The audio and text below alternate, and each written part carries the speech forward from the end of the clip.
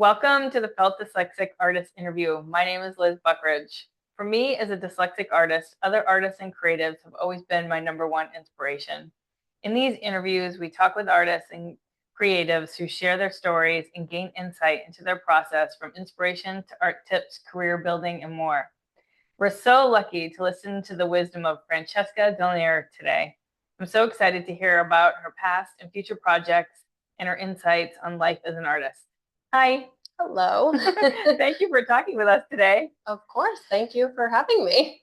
I'm going to jump right in. Describe the art you make. What mediums do you primarily work in, and why do you choose that medium? So I am a photographer, both fine art and sort of commercial and advertising work. So the medium that I work in is photography, and I chose that medium because my dad is also a photographer, and I have a long history of sort of working with photography and optics in my family. My grandfather on my dad's side was an optical engineer, and he invented a lot of camera lenses back in the 30s and 40s. But it was initially my dad who got me into photography. He gave me a film camera when I was maybe 5 or 6 years old, a little Olympus, like point and shoot. And I grew up with a dark room in the basement of our family home. And so I would go out and just walk into the woods. And I grew up on a horse farm in Connecticut. So I was always really inspired by nature, and I just was having fun with it when I was a little kid. And I would go out and photograph different things in nature, close-ups and landscape scenes. And then I would go and develop the film and make prints in the basement with my dad, which I thought was like the most fun thing ever. I always got to stay up past my bedtime when I was doing that, and we would just pass hours and hours downstairs in the dark room blasting like Bob Dylan and Counting Crows and that kind of thing. And yeah, so that's how I got into it from a very young age. Wow. Do you work in other mediums? So since I've turned photography into my career, I'm still so passionate about what I do, and I love the medium so much. But sort of as an alternate creative outlet, I have recently started pottery classes, which has been really fun. So I've started working a little bit in ceramics and dabbling in pastels. I'm trying my hand at that. So, and when I was younger, I would do a lot of paintings with like oil paints and acrylics and things like that. And so hopefully one day when I have space for my own studio, I would like to try even more mediums and see what comes of it. Wow. So my next question is, how did you get into making art?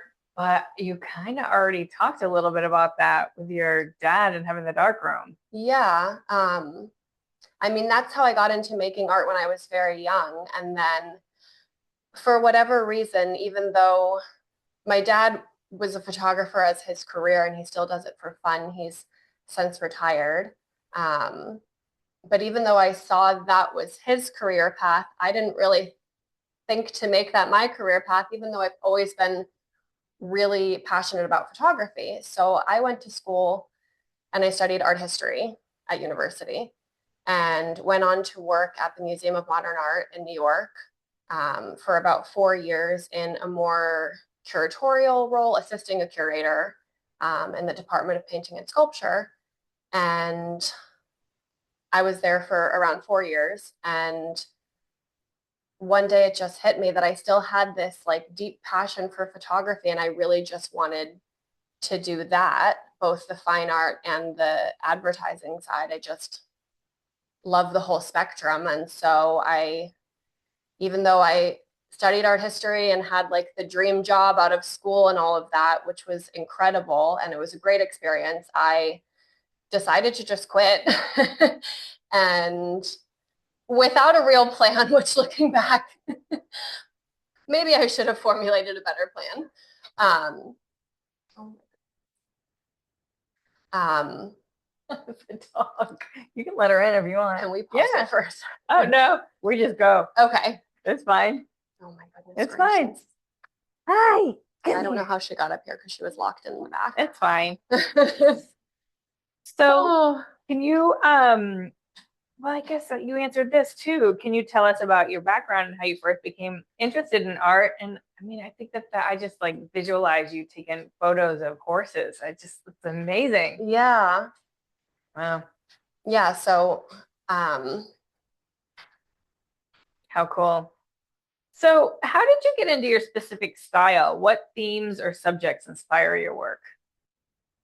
I would say nature, a travel, a sort of wanderlust. I've always loved to travel and experience new places. And the thing that inspires me is seeing a new place and experiencing it through the lens of my camera. And so that's my main inspiration is traveling to new places. And when I travel, I mostly like to stick to places with awe-inspiring nature and these vast sweeping landscapes and things like that, and just really taking my time. And I think a lot of people think that having a camera in hand or a cell phone in hand capturing imagery or something sort of takes away from being present in the moment. But I would say that because I've been experiencing the world like that kind of my whole life, it really grounds me into the moment and makes me more present and just deeply studying the landscapes and details around me. Yeah, I mean, you have a piece of a swing set in front of the deserts. Yeah. It's really, really good. Thank you. I appreciate that. Yeah, it's amazing. Yeah. I don't know, is it on your website? It is on my website. Yeah. That piece was taken along Route 66 out in the Mojave Desert in California. So that whole trip was sort of, I mean, I love the desert and I'm really inspired by those landscapes. And we decided to go out there, my husband and I, and we were driving along Route 66 and sort of thinking about, America before the interstate system and people driving out west in pursuit of the American dream and going out to California and Hollywood during the gold rush and the golden era of Hollywood, that sort of thing. And so I wanted to capture things along the way that, people would have seen, but again, sort of with a natural element. So these sweeping landscapes with these man-made structures that were built and then used and since sort of abandoned. So yeah, that series sort of talks about. Yeah, it's powerful. Those. Yeah, thank you. So do you consider yourself neurodivergent or neurotypical? That's a great question. I would say I don't have any official diagnoses, but I have a strong suspicion that I have ADHD, which really, when I looked more into it, really makes sense of a lot of my life and my childhood and my time in school, my intense procrastination, the thousands of thoughts at once in my mind that never seem to quiet except for when I'm out hiking and taking photos and just immersing myself in nature. So I think that's another reason why I'm so drawn to those moments and to traveling in that way. That's cool. Have you faced any challenges or setbacks in your art career, and how did you overcome them? So in my art career, I would say on the fine art side of things, the challenges that I faced are just sort of getting my art out there and getting it seen and in front of people or the right people, trying to get into, gallery shows and art fairs and that sort of thing. And on the other side of that, or just sort of in general, I guess the fine art side and the the commercial and more advertising side of my work, I would say the challenges that I faced are that I just sort of feel like I 3 times now have sort of had to start over on the client side and building relationships with collectors and that sort of thing.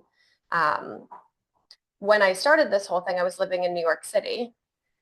When I started as a career, I should say, I was living in New York City and I was there for about 2 years. And then I moved to Denmark, and it was the height of the pandemic when I moved there. And so that was a huge challenge, and I didn't speak the language, and it took many, many months to get a working visa and be able to pursue any sort of career over there and attempt to learn the language, although it's a very difficult language to learn. And so I think sort of the challenges and setbacks that I faced are location based and just timing and that sort of thing. And I lived in Denmark for 3 years, and then my husband and I, we decided to move back to the US, and we're here in Newport now and absolutely loving it. We've been here for about a year and a half, and finding great clients here to work with, and meeting so many art enthusiasts. And I'm part of the Newport Artists Collective that Curtis Spear started. So that's been incredible and a great way to network and meet like-minded people. There's a big art community here. Definitely. Yeah. Yeah. It's wonderful. So where did you grow up? Did you do art when you were a little kid? Yes. I grew up on a horse farm in Connecticut, sort of central west Connecticut. And so I mentioned that my dad is a photographer. So I did that kind of art growing up, with the film camera and developing film and prints and all of that. And I come from a very artistic family. My mother, she's a jewelry designer now, but has always been passionate about art. And she dabbles in everything from, colored pencil drawings to watercolors and that sort of thing. And speaking of the whole neurodivergence and all of that, I was really struggling in school, like in grade school, and really didn't enjoy the public school system that was offered where I grew up. And so I was in and out of public and private schools, kind of on and off my whole childhood. And then in 7th grade, I was in the public school in my town and bored some of the time and uninspired and maybe bullied a little bit. And so my mom did a really wonderful thing for me and didn't make me go to 8th grade. She homeschooled me just for that 1 year. So I already had, friendships and connections from the various schools that I was in. And we just decided to do the homeschooling thing for 1 year before I went off to high school. And during that 1 year, I would say traditional education maybe kind of fell by the wayside. She's very artistic, as I said. So for gym class, we rode horses and hiked out in the woods. And for art class, which was maybe 50% of the day, we would paint together and go out into the woods. And I grew up on sort of a lake, and we would go paint these scenes outside. And yeah, so I did a lot of art when I was young. Wow, that is very cool. Do you have a favorite colorway for your art? And is the color for your art the same or different as the colors in your house?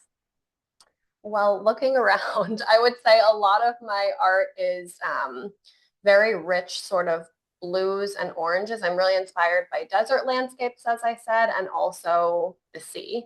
And so this piece behind us here, that was taken in the south of France.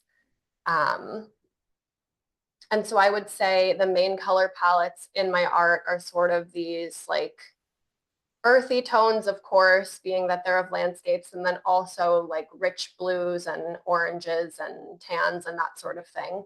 And yeah, I would say that that's also the color palette in my house. Yeah. Although it's a work in progress, so we'll see where it ends up. So describe the space where you make your art. Are you just outside?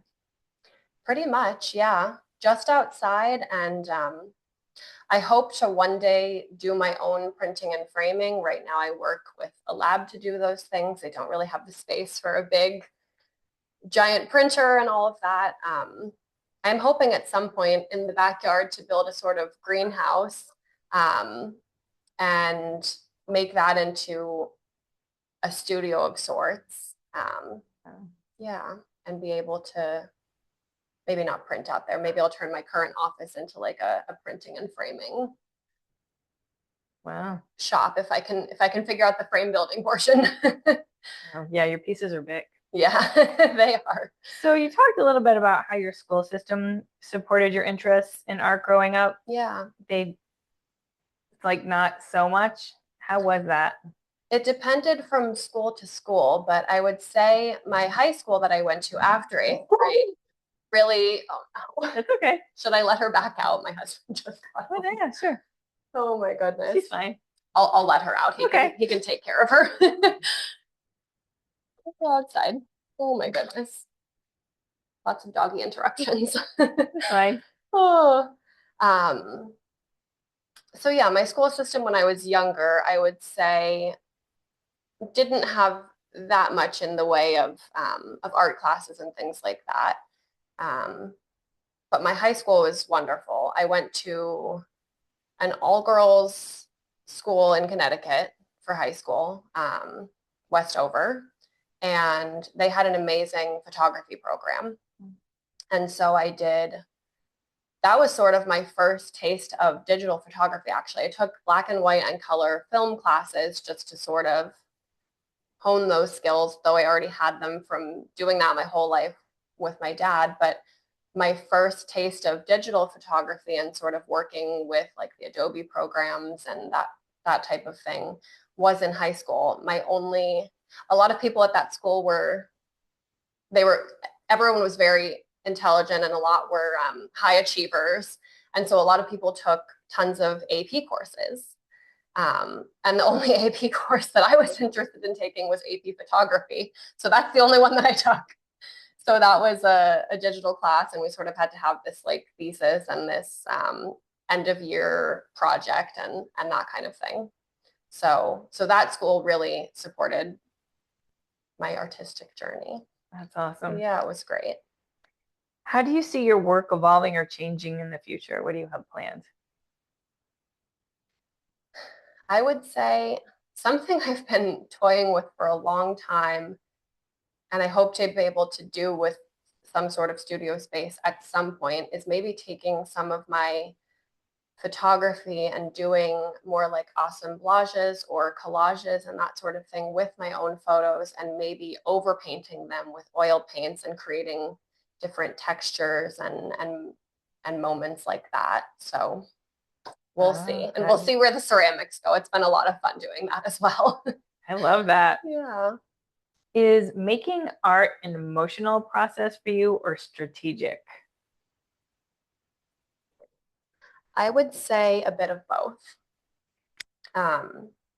Because a lot of the photographs that I take are out in nature and so heavily dependent on the weather and seasons, light conditions, that sort of thing. That part is quite strategic in the planning, and some of the photography that I've done is astrophotography. So that is heavily strategic. That's like planning these photo shoots during Milky Way season and finding a foreground during the day. Some of my favorite trips have been like out to Joshua Tree National Park and some places in Washington State where I've gone out and scouted these locations and maybe taken like a foreground shot to figure out where to place my camera, and then slept in my car for a little while and gone out back on those hiking paths in the middle of the night around between 1 and 3 a.m. And setting up my tripod and my camera and taking photographs of the Milky Way and different planets and how they align. So yeah, I would say landscape photography is quite strategic. It's also, I said a little bit of both because for me, it's also very emotional. I'm just always awestruck when I'm in these places and have a lot of feelings of joy and freedom and awe of just our natural spaces. I love that. Well, I feel like you just answered this too, but can you walk us through your creative process from idea to finished piece? Yeah, so I would say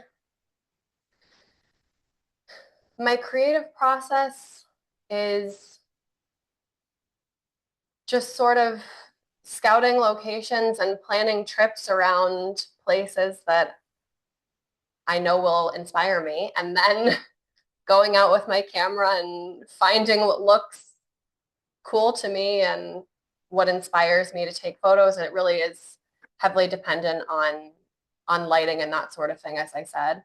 Um, so I don't know that I really have a process. It's more what inspires me in the moment when I'm in those places. I love that. How do you combine the art you love to make and the art you sell? That's a great question. Um, that was sort of an experiment. So we saw each other at Art Newport, which happened this past weekend, and that series that I shot along Route 66 in California, I photographed that back in 2019, but that was a new series as far as showing my work. So I haven't showed that anywhere yet, and it's quite different, I would say, from a lot of my other work. Um,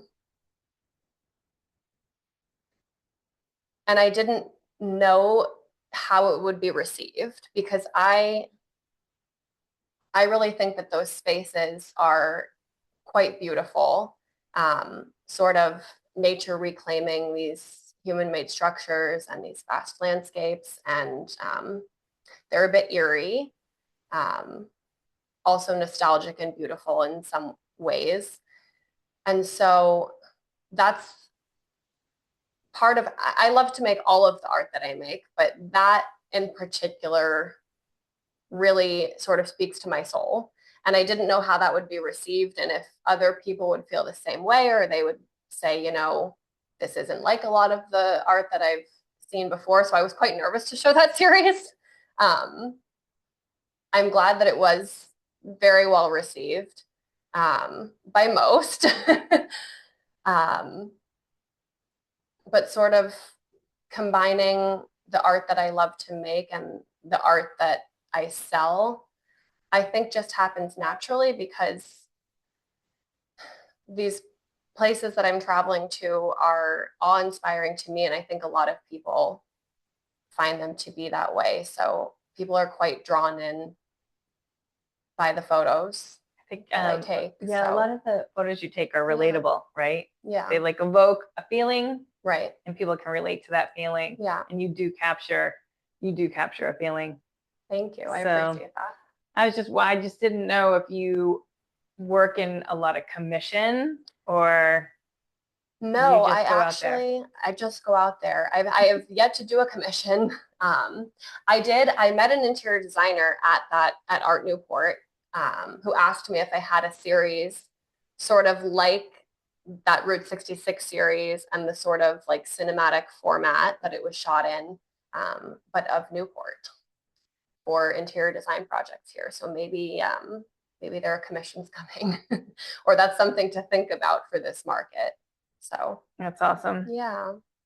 How do people find your art to purchase? And we'll put that information in your show notes. Oh, great. You have a website? I do, yeah. So my website is fdolnierphoto.com, and it's all hosted on Squarespace, and the shop is sort of integrated there. So I have all of my prints there in various sizes. Some of it open edition, some of it limited edition, depending on the size, and then all kinds of frame options, which can be selected through the website. And then I personally take those orders. It's not like drop shipping. I take those orders and I go and I discuss it with the lab that I work with. They're based in New York City. So, and then Wow. from there, it's shipped to collectors. Wow, that's cool. Yeah. I think that you've shared a lot about this question too, but can you share a recent project or piece of work that you're particularly happy about?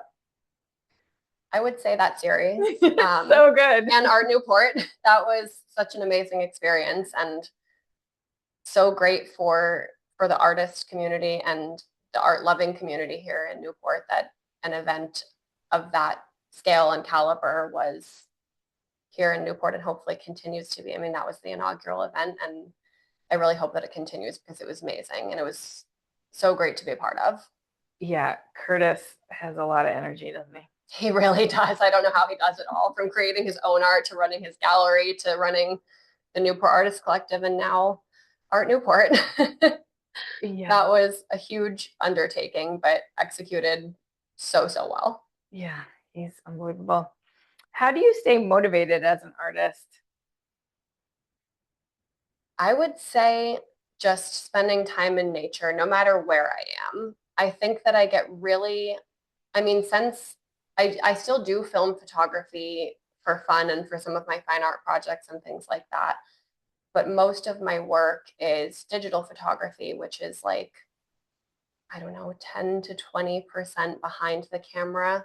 And then the other side of editing, which is sitting at my computer for seemingly endless hours and tweaking the photos by like 2 or 3 degrees on the white balance scale. And so it's a lot of technical stuff. And then just the administrative stuff of running my business. So to stay inspired, I have to have time outside. My dogs, which have interrupted this interview twice now, they really help with that. I take them out to the beaches in the off season or really early in the morning during the summer and just go for long walks on the beach and at the cliff walk. And we go out to Arcadia Wildlife Management out in, I think it's in Exeter or West Greenwich or something all the time for every weekend almost for long hikes. And so what keeps me motivated and inspired is just being in these landscapes that I love to photograph and also travel. Like I travel as much as possible. Do you have any travel plans? I do. I'm going to Italy for work, but I'm going to photograph a retreat in Positano on the Amalfi Coast in early May, so like a month out, which I'm very excited about. I'm going to stay a few extra days to hopefully create maybe a new body of work. We'll see. Awesome. What advice would you give to an aspiring artist looking to pursue a career in the arts? That's also a great question. I would say just to keep at it. Like if you're passionate about it and to know what you want and don't be afraid to go after it and don't let fear and imposter syndrome and all of these things hold you back because it's one thing to be a great artist, but you also, which I should take a bit of my own advice, you also have to be a business person and be savvy and make these connections and just sort of keep on going over and over, no matter how many rejections or no's you get, from group shows or that sort of thing, or clients if you're working on like a commercial art side. Yeah, to just not give up and stay passionate and maybe try different art mediums to stay inspired and motivated to keep creating. Yeah, that's great. What is your favorite book, movie, song, or podcast? Or all of them? All of them. Or none. I don't know. I wish I were a podcast person. I need to find one that I love. But as far as songs, movies, that sort of thing, I love listening to all kinds of music. It's really, really hard to say one category or genre that I love the most. But I would say maybe like old folk music, like Bob Dylan. He's one of my favorites. And when I'm out in these like vast landscapes, blasting his music and John Denver and that sort of thing. Yeah, that's what I love to listen to. And then as far as reading, I listen to audiobooks. Because when I'm reading a physical book, I find myself like looking at all the words and then realize I haven't, like my thoughts have been somewhere else the entire time. So it's got to be an audiobook, unfortunately. But I like to, when I'm listening to audiobooks, I like to listen to like different fantasy series that gets me out of my own head and into a different world, and sort of these books that require a lot of world building in your mind. I think that's really fun and inspiring. Oh, wow, that's cool. Do you recommend a book over and over again that is different? I don't think so. A song or an album that I recommend over and over again is The Freewheeling Bob Dylan, which is one of his early albums. I think that it's a really beautiful album and also very political, but I absolutely love it. So as far as recommendations, I would say I mostly give out song recommendations and things like that. Yeah. That's cool. Yeah. What would you like to talk about that I didn't ask?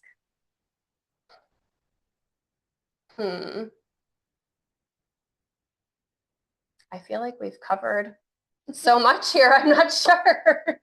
I did my job. You did your job. Yay. And I didn't prepare for that question. So. Well, thank you so much for letting us into your home today and being around your art. It's really special. I felt inspired for sure. You're super inspiring. Thank you so much. Much love. This was so much fun. Yay.